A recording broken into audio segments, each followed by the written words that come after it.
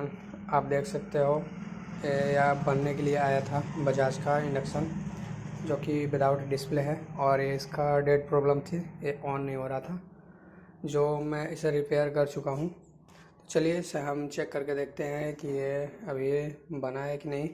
तो यहाँ से हम स्विच ऑन करते हैं। स्विच ऑन करने के बाद इसमें देख सकते हैं लाइट आ चुकी है, बट ये हीट नहीं हो रहा है।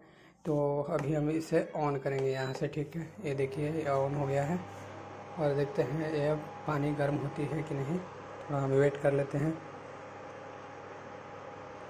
ये अभी 240 डिग्री सेल्सियस पर गर्म हो रही है। ये देख सकते हैं इसमें थोड़ा थोड़ा बबल आ रही है।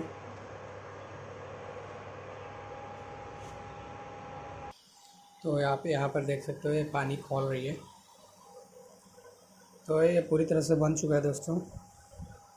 इसका जो प्रॉब्लम था इस मेन स्विच का था, जो कि मैं इसका मेन स्विच को